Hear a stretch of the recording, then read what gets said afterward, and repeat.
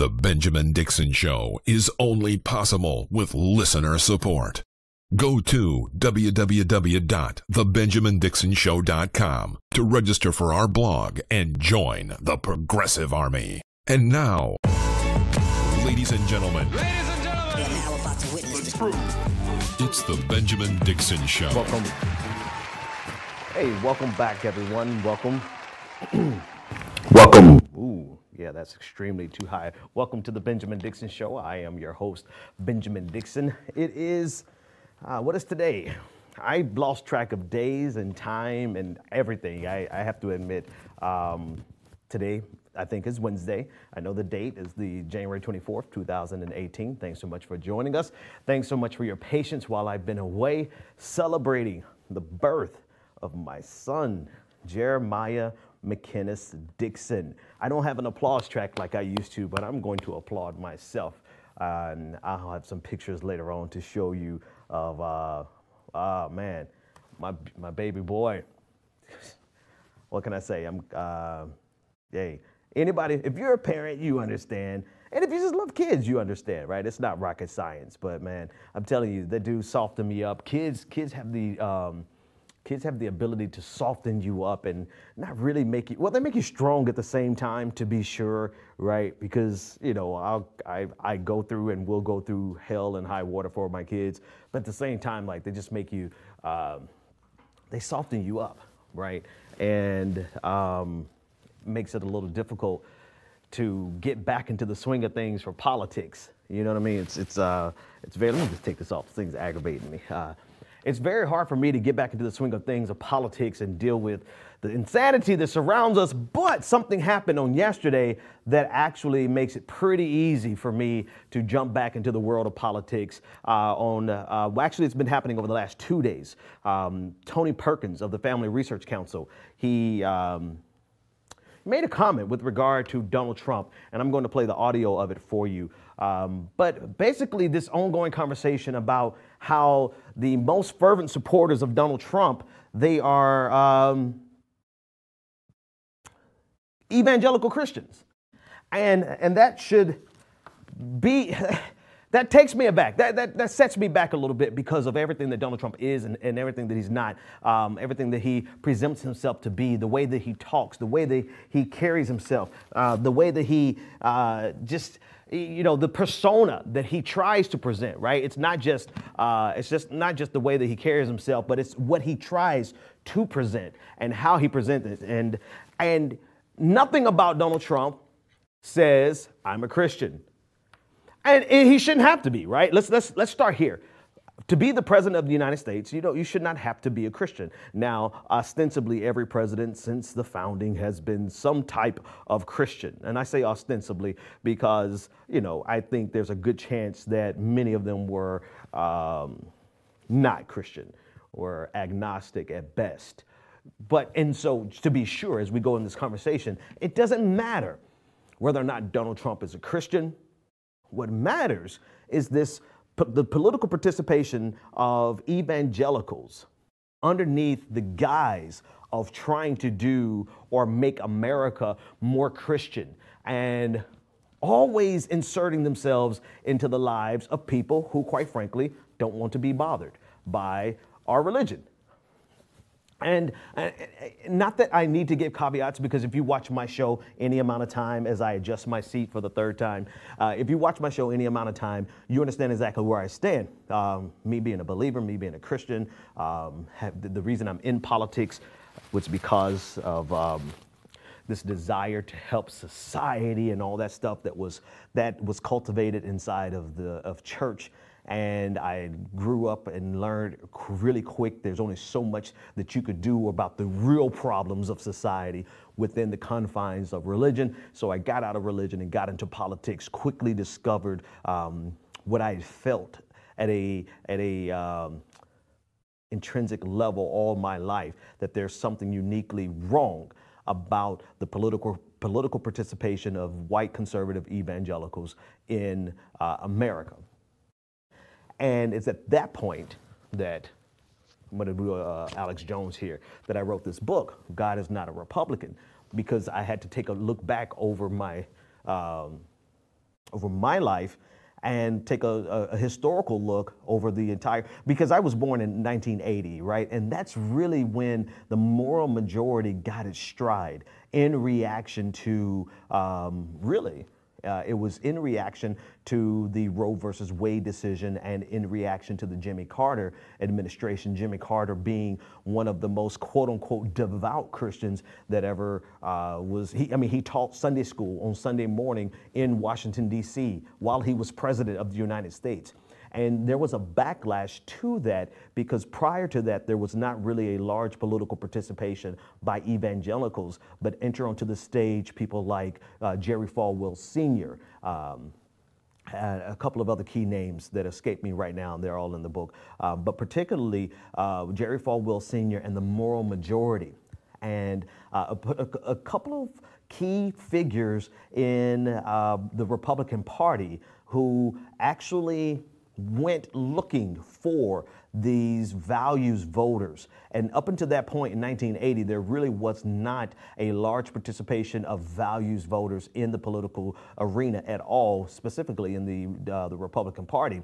Barry Goldwater, who had been a star in the Republican Party up until that point, basically said that they have no place in the Republican Party. These preachers, that their religion and governing based on their religion had no place in American politics and had no place in the Republican Party. I'm not a fan of Barry Goldwater. I've read, of course, everybody's read his book, The Conscience of a Conservative. But in this regard, he was absolutely right. And he took a very firm stand against the moral majority, said that they're neither moral nor are they in the majority, and said that people like Jerry Falwell needed a kick in the ass. That was 1980. And since 1980, the entire paradigm has shifted significantly to where we are now. I mean, the paradigm shifted from evangelicals jumping into the political fray in order to bring morals back to America. And everything that they did was based on morality, sexual morality specifically, right? Let's be clear. The entire participation of evangelicals in Christianity, in politics since 1980, since the moral majority, has 100% been surrounding sexual morality as they define it based on their interpretation of the Bible. Never did they care about economic justice, economic morality. Never did they care about being their brother's keeper. Never did they care about anything. Never did they really take a stance against American imperialism. They never spoke out against America's war machine. They never did the things that you would normally attribute to people who are trying to be like Christ. Never. And they found themselves on the opposite side on many important social issues. They found themselves on the opposite side of justice. And so you can, and because they have reduced their entire political participation down to nothing more than sexual morality as they define it based on their interpretation of their reading, to be redundant, of the Bible. And so if that is and let's be specific, right? So that, we're clear. We're talking about their opposition to same-sex marriage. Hell, we're talking about their opposition to homosexuality in general. You have people as far as Roy Moore, who thinks that it should be illegal. You have Christian radicals, right? You talk about Sharia law. There's no Sharia law like Christian Sharia law. Let's just be clear, right? It's the only difference is like they just do it in the name of Jesus versus in the name of Allah, right? And so, their entire pursuit of sexual morality hinged on not their own sexual morality, but your sexual morality. And you doing what they say you should do in your bedroom, and you not doing what they say that you should not do in your bedroom, right? And so it's completely about controlling the sexual lives of people who are free moral agents, number one, people who have the right to conform their lives to Christianity or not.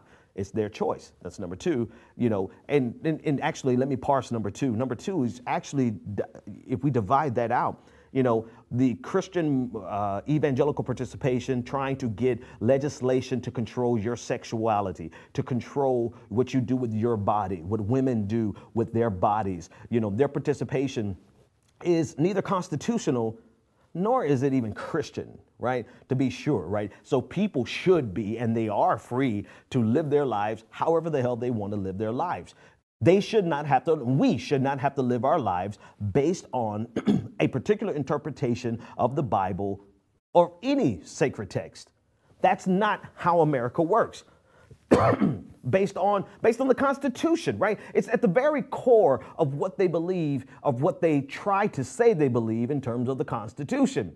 And they are at odds with that because they are trying to create a theocracy. They do not want a democracy. They do not want plurality. They don't want diversity of religion. They don't want diversity of beliefs. They want a theocracy, just like they try to make you afraid of Sharia law.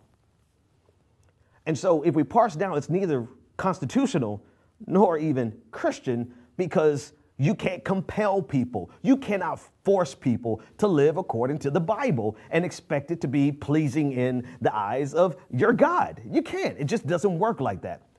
So this is the framework this is the backdrop, rather, that I grew up in, and coming to terms with my religion and how it was being used and weaponized. I actually thought about calling this morning's episode Weaponized Christianity, but it's actually Christian imperialism, and I'll show you, we'll get to that in a minute. But growing up and seeing how devoid, how divorced from actual Jesus principles, conservative evangelical political participation was. It was completely bereft of anything that even remotely looked like Jesus. All it was reduced down to this day was opposition to same-sex marriage and opposition to abortion. That's it. And so they neatly fit inside the Republican Party because the Republican Party said, oh, that's fine.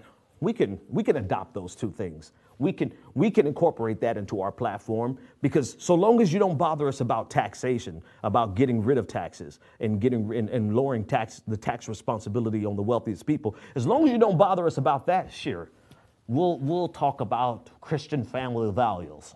You know, so long as you don't bother us about our war machine, because a huge component of capitalism is how much money we can pour into defense contractors that are strategically placed in districts all across the country to make sure that even the most anti-imperialist congressman is not going to really do anything against the military-industrial complex, because if they do, they're going to cause jobs in their district, right? So long as you don't say anything about that, Christians, fine. We'll give you voice. We'll give you a platform. We'll elevate you. We'll donate to your churches. We'll get our billionaires to donate to your churches. Hell, we get a tax write-off on top of it to boot. It's a perfect marriage. And so this is how the moral majority fit into, and the Christian evangelicals fit into the Republican Party for the last 37, 38 years. And now we've come to the apex of the hypocrisy. We've come to the mountaintop of their hypocrisy, because everything that they've done for the last 38 years, since the moral majority began in 1980, everything that they have done to try to control your life, to try to control my life, to tell you who you can love and who you can't love, to tell you who can marry and who you can't marry, to tell a woman what she can and can't do with her body, everything that they've tried to shove down our throats for the last 30 to 40 years has now been laid bare to be nothing more than the height of hypocrisy, because of their unfeigned and unwavering support for the most debased. I mean, Donald Trump by far is the worst example. He is the exact opposite of what your Sunday school teacher told you to grow up to be. And so now we're at this point where they are revealing themselves willingly, happily. Tony Perkins had this to say on a radio program, saying that we're going to basically excuse Donald Trump. We're going to give him a mulligan. We're going to excuse a mulligan I don't play golf, so I had to Google it. But basically giving you another shot after you've messed up. You get another shot, right? And it's not going to count against you. And the co-host of the program, or the other gentleman on the program, and I'm going to play the audio as soon as I can pull it up. The other host of the program was like 70 years. You're going to give him a mulligan for 70 years of his life. You're going to essentially say, we don't care about any of the things that he's done that runs contrary to everything that we've been telling everyone else to do. You don't care about any of that. You're going to excuse it away because he's giving you what you want on policy. Which brings me to the second part of this conversation. How, Sway? What has Donald Trump done?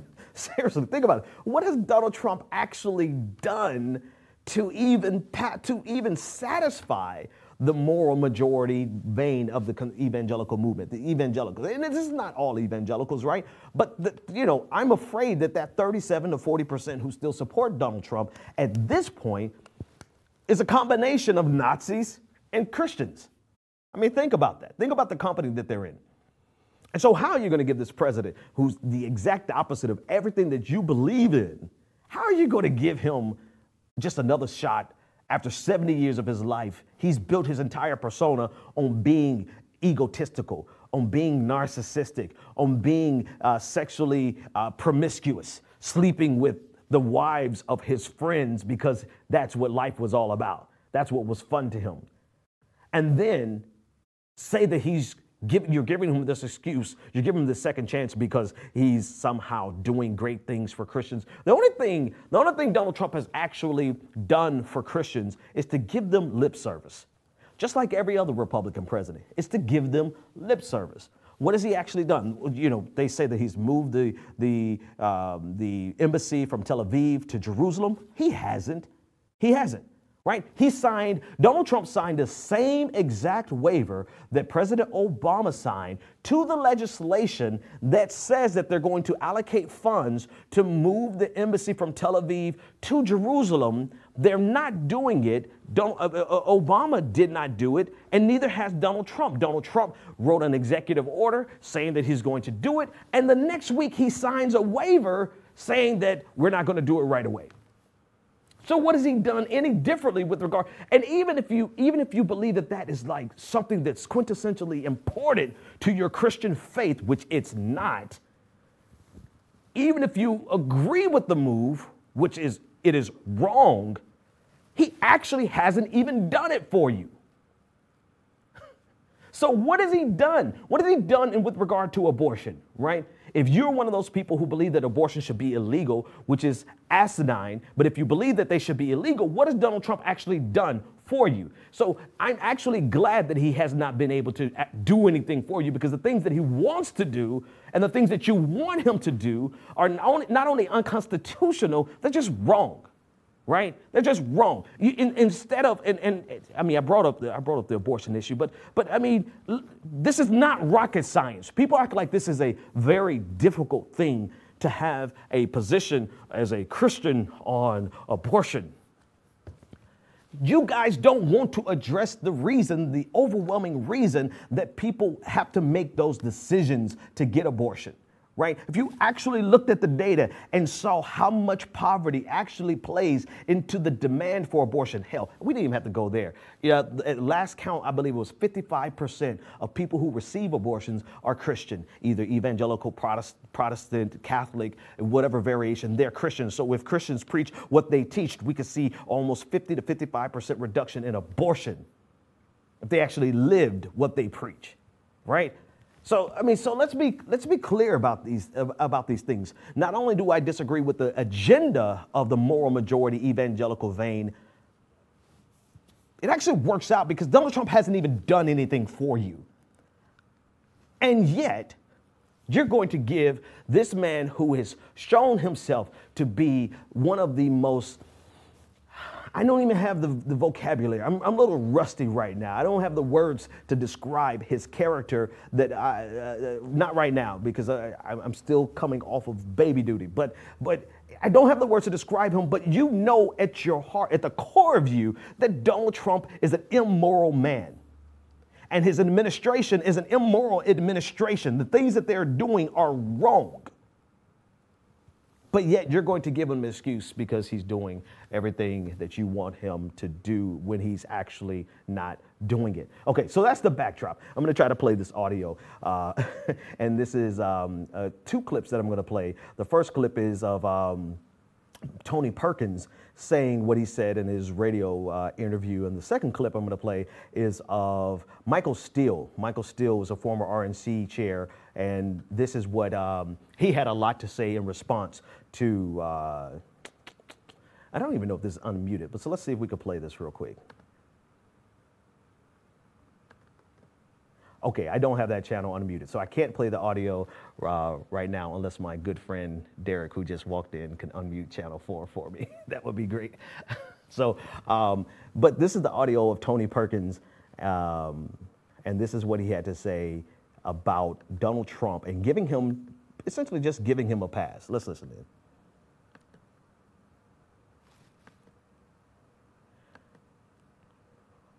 All right.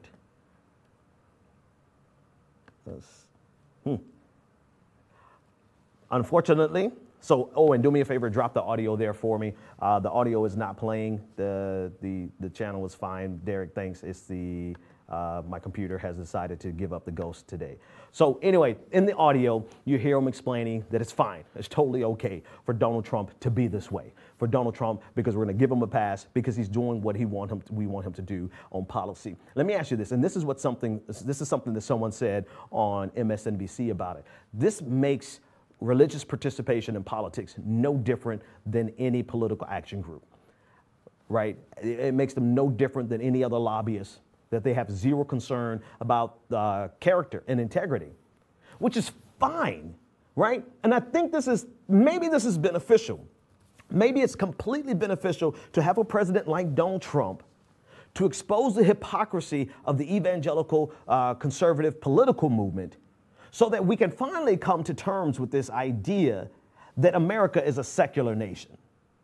It is a secular nation that allows religion to flourish, that won't interfere with your religious participation, right? Because the opposite is what they're trying to push, that America is somehow intrinsically a Christian nation, and that the Constitution really only applies to Christians, and that our laws should be based on Christian principle. And as fallacious as that is, that has been the prevailing thought amongst Christians. Ask me how I know, because I've been around them all my life. This has been a prevailing thought in Christianity for a very long time, and it has been weaponized into politics in a significant fashion since 1980 with the Moore majority and Jerry Falwell Sr., now being carried on by his son, Jr. And so perhaps this is actually a really good thing, because now even Christians who are looking at this entire thing play out, they can see the level of hypocrisy of their leaders and come to terms with the reality that, you know what?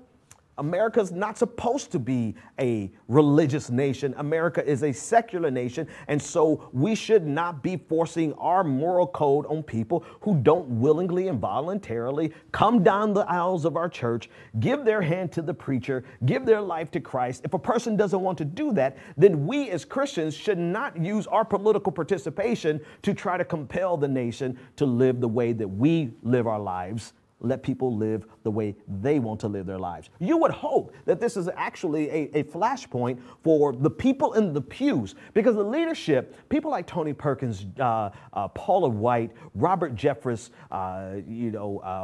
Jerry Falwell Jr., Franklin Graham, all of these people, they are holding on to political power because it is a part of what makes them relevant. It's a part of what pays their bills. This is a career opportunity to them to continue promoting this farce of Christian participation in politics.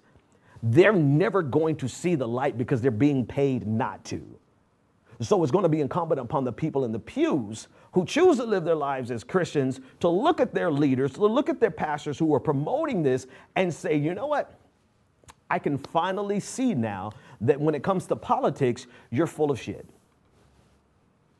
You might preach a good sermon on Sunday that's good and edifying for my soul. But when it comes to politics, you're a hypocrite.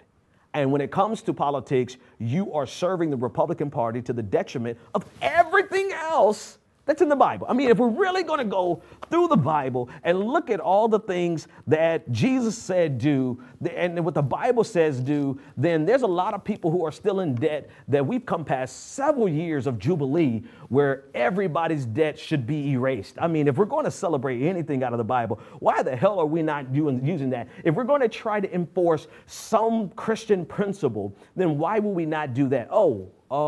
Because debt and interest, usury, which is a sin in the Bible, is what makes capitalism work. And so long as Christians don't bother the king over his money and how he gets his money, then the king will let Christians do whatever the hell they want to do.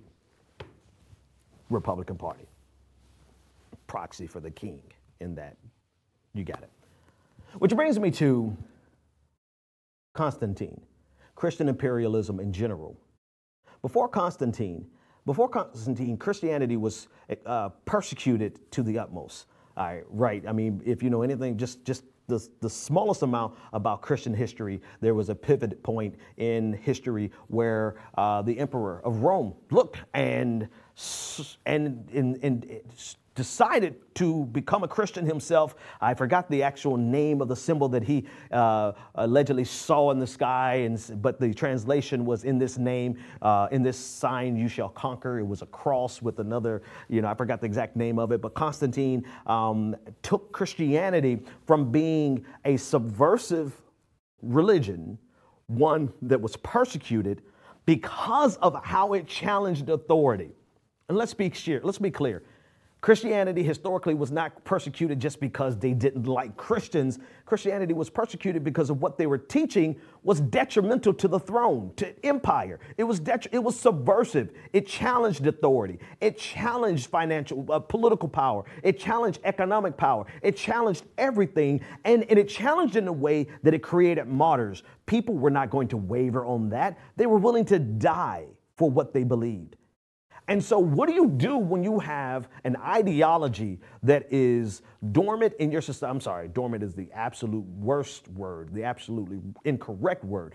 When a ideology is active and flourishing, even if it's underground, it's flourishing, it's spreading, and it's challenging the authority of the crown. It's challenging the authority of the emperor. It's challenging the political order. It's challenging the economic order, because this is what Christianity was. How do you stop that when you can't kill it out? Because for every Christian that they killed, they became a martyr, and they were willing to die and to lay down their lives for what they believed. How do you stop that? You co-opt that. You take it from being a subversive power that serves the underprivileged, that serves the downtrodden, this ideology, this faith that challenges the system and takes care of the least of these, that looks at the rich people and says it's easier for a camel to go through an eye of the needle than for a rich person to get into heaven. You take it from that and you transform it into something that services power, that services empire, that services capitalism, that serves the very thing that it was in its inception opposing. The very thing that it opposed, you now put it into power and allow it to serve. And you allow the person in charge, the king, whoever, it doesn't matter, king, emperor, president, all the same. You allow the person who's in charge to be the voice on this earth of God. And so anything that the king now says do, hell, at the time, anything that the Pope said do, or later, anything that the Pope said do, was fine, because they are the voice of God and they are doing the will of God. And if you challenge, remember what Paula White said, if you challenge authority, then you're challenging God. They took a perfectly subversive religion that was serving the weak, the literal Bible. What is it? I have to think of the scripture on the fly. In Luke, I believe, where it says, the Spirit of in Isaiah, the Old Testament version, says, the Spirit of the Lord is upon me because he has sent me to preach the gospel to the poor and to set at liberty the captives, to set the captives free, right? You take it from a religion that serves the downtrodden, that serves today who would be homeless, the poorest people among us. You take it from that and you transform it into something that simply is whatever we need it to be to get our political and economic agenda accomplished. You take it from being a faith and turning it into an ideology of imperialism. And that is what actually happened. Whether that was the motivations, there are historians that actually argue vehemently one side or the other whether or not that was the actual motivation of Constantine. But if you take that flashpoint and you look at today, Republicans, conservatives even compare Donald Trump to Constantine. And they think that, never mind his moral immorality, he's going to do something great for the faith and for religion. And what is it that he's doing? What is it that Constantine, you take it from this place of subversion, this place of challenging authority, and you make it complicit with authority. You make it the tool through which you conquer. You make it the tool through which you spread your empire. You make it the justification for slavery. You make it the justification for capitalism. You make it the justification for everything that the Bible actually preaches against. And you have an ideology that no longer challenges authority. You have an ideology that serves authority. And this is the only lens through which you can understand how evangelicals today can look at Donald Trump and say, oh, we'll give him a mulligan. It doesn't matter. It doesn't matter because he's doing what we need him to do. The only way you can look at that and say it makes sense is if you view it through the lens of Christian imperialism and realize they don't really care about anything else that the Bible offers except the ability to control the minds of the masses and to serve political and economic power. So long as we can do that, and we use, how do we do it? We use the fear of homosexuality. We use the disgust with abortions. We use that today in 2018, since 1980, we use that over a 38-year period to convince Christians that the only real way for you to participate politically is to serve and work with the Republican Party. So that means that no matter who the Republican president is, he's doing the will of God. And no matter how moral domestically, because internationally, Obama was the face of American imperialism, but domestically, no matter how moral and how much of a family man, and no matter how much he went to church, no matter how many times we literally have on record this man saying Merry Christmas, which is completely irrelevant because Christ wasn't even born in December, no matter how many times he did all of the things that you have been telling us were important for Christians and everyone in America to do, it doesn't matter. He is immoral because he's a Democrat. And no matter how immoral this Republican president is, it doesn't matter because he's a Republican and he's doing what we need him to do, which can only be translated into making Christianity serve economic and political power, Christian imperialism. And this is why I say, if you are a Donald Trump supporter at this point, you are barely a Christian. I don't want to say that you're not a Christian because I'm not God. I can't judge you. Well, I can't give final judgment, but I can judge you right now. You're barely, you need to really take a step back and consider all of the things that you tell your children as a Christian, all the things you preach in your church as a Christian, all the things that you're supposed to preach as a Christian. How can you actually be a Donald Trump supporter right now? Forget about the surrounding political issues, right? Forget about all the things that I think that he's doing wrong that you probably think he's doing right. Right? Let's set that aside for a second. Just the character of the man. How can you stand behind a man? Forget about the fact that he didn't know 2 Corinthians was 2 Corinthians. He called it 2 Corinthians.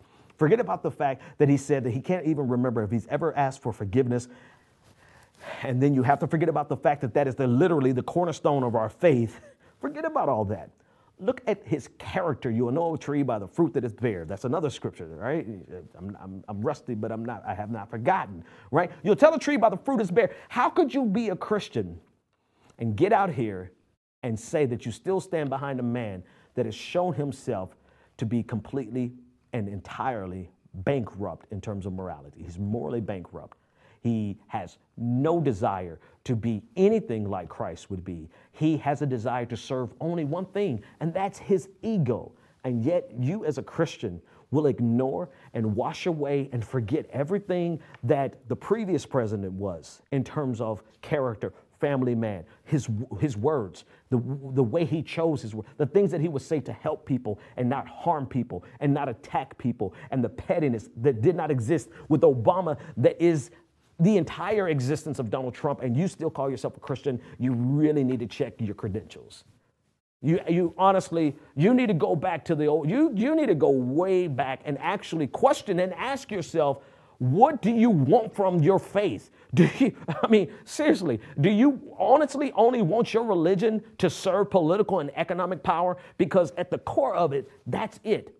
That's it. It's not about same-sex marriage. It's never been about same-sex marriage. It's never been about abortion. It's never been about those two things. Those two things, which are the driving force behind evangelical participation, those two things are just useful devices to keep you angry and to keep you fearful. They are never going to service you on those issues.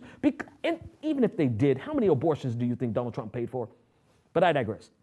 The point is, those two issues that are the galvanizing, the flashpoint for the majority of the participation of evangelical Christians are not even at the core of the leadership of Christian evangelicals. They do not care about sexual morality. Never mind the fact that so many of them are sexually immoral themselves. I don't care about that. The point is that they are trying to keep your faith as a useful tool for empire and capitalism. That's the only way you can explain how all of this makes sense. And that's all the time I have for today. I said I was going to show you pictures of my son, didn't I? I did. Give me 2 seconds. I'm going to put some pictures of my son because that's where I've been. I want you guys to know. And look, hey, my computer works. So I can scroll, but I can't. All right, so let's see if I can do this right. We'll get you on Twitter here, take you over there. This is where I've been, and I have to show you guys. This is my boy. Jeremiah McKinnis Dixon. And that's him. Clearly, you can see. That's me, Daddy holding him. Daddy's in love. It's made me a nicer guy, but not nice enough to stop doing this politics because people are crazy, right? See you next time, guys. Take care. There we go. The Benjamin Dixon Show is only possible with listener support. Go to www.thebenjamindixonshow.com to register for our blog, join the Progressive Army, and support The Benjamin Dixon Show. It's Ben Dixon!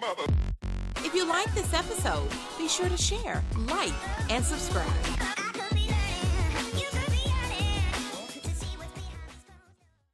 Consider becoming a Patreon. Go to www.patreon.com/The BPD Show and support The Benjamin Dixon Show.